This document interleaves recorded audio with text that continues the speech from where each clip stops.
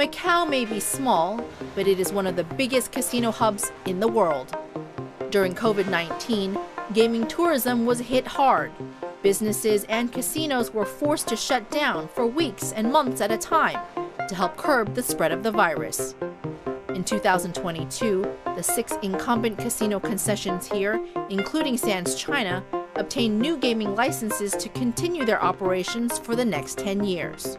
While certain areas of the hospitality industry continue to face a labor crunch, there is optimism over a recovery as borders open and travel restrictions ease.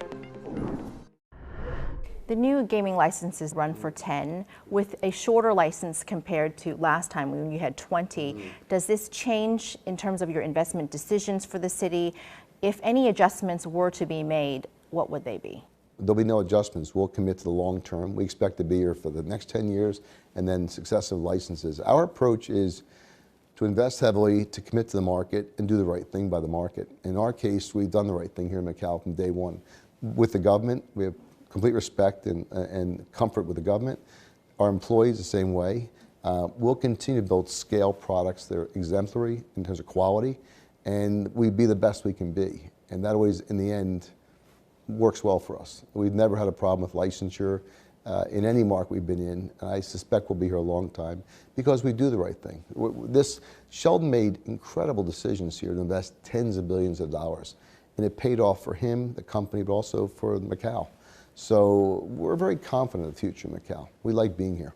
Macao is now focused on diversification. How much revenue comes from gaming and non-gaming, and where do you see the breakup between the two? There is no breakup. That's the funny thing about our business. This idea that there's gaming, then there's non-gaming. They work in tandem.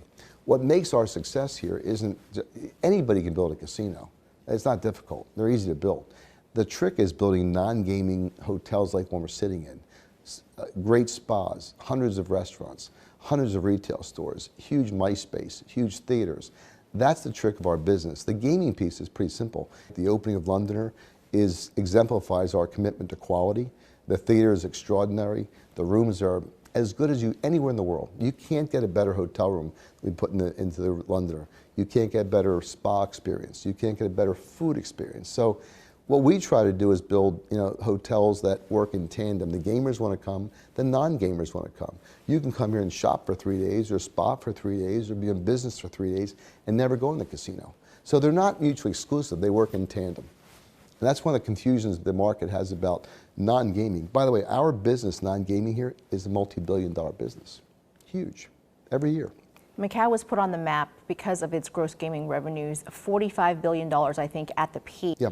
But the government now is mandating a focus on non-gaming. Yes. Does this make the city less attractive? No, I think it's the opposite. I think it makes the city very attractive because what you do, non-gaming feeds gaming, and what the government is right to do is to focus on growing the content, to focus on the growth of tourism.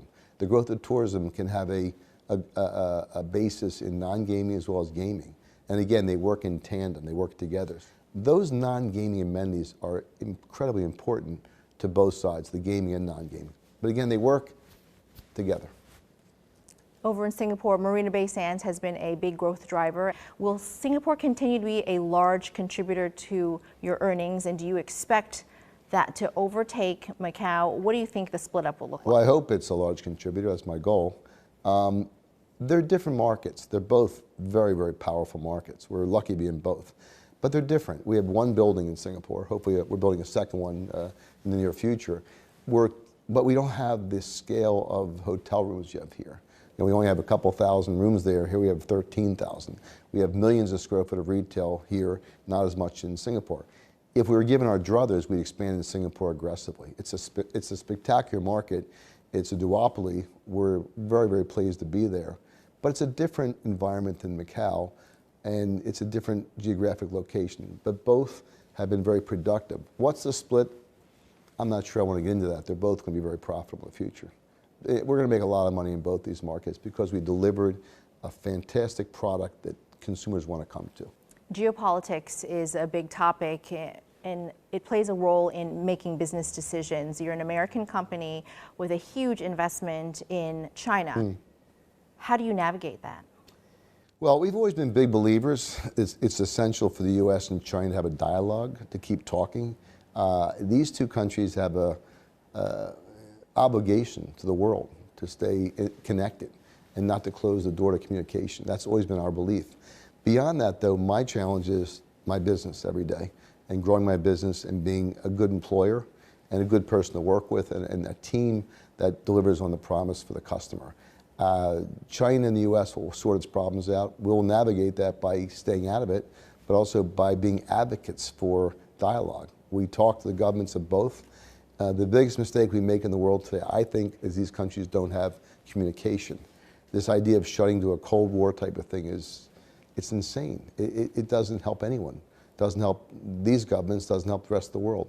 My little world, simple. Just keep running my business, keep focused, and I'll read the same newspapers and magazines you read and online, but at the end of the day, that's not my world. My world is running my business the best I can.